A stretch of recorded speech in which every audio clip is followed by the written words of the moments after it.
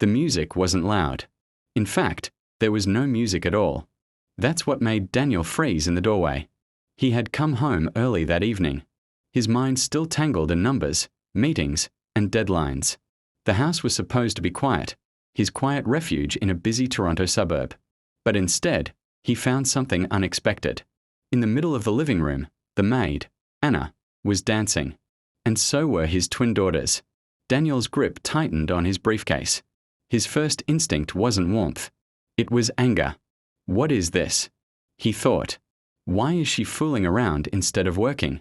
But then, something didn't quite add up. There was no music. And yet, Anna moved gracefully, counting silently with her fingers, her feet tapping lightly against the wooden floor. His daughters, Lily and Emma, followed her movements with pure joy, their small hands mimicking hers, their faces glowing in a way he hadn't seen in months. Daniel didn't step in. He watched. Lily stumbled slightly, missing a step. Anna didn't stop. She smiled, gently guided her back into rhythm, tapping twice on her shoulder, one of the signals Daniel recognized. Sign language, a language he himself had never truly learned. A quiet ache spread through his chest. After their mother passed away 2 years ago, Daniel had promised himself he would be everything his daughters needed.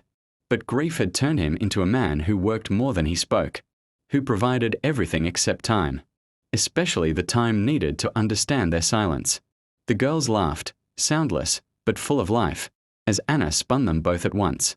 Their laughter wasn't heard, but it was felt. It filled the room in a way Daniel couldn't explain. And suddenly, his anger didn't make sense anymore. It felt misplaced. Anna finally noticed him. Her body froze mid-step. The girls followed her gaze and turned around. The joy on their faces shifted into uncertainty. Daniel realized something painful in that moment. They weren't afraid of being caught dancing.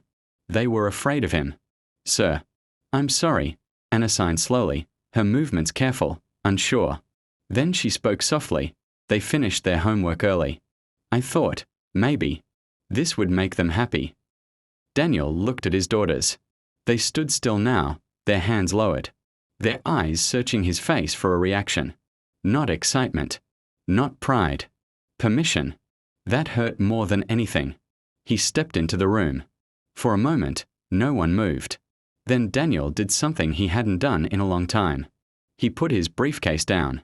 "I didn't know," he said quietly, his voice heavier than he expected. Anna waited. "I didn't know they liked dancing." Anna's expression softened. She signed again, slower this time, making sure he could follow.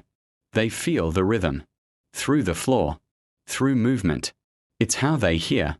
In their own way. Daniel swallowed hard. All this time, he thought his daughters lived in silence. But they didn't. They lived a world he had never.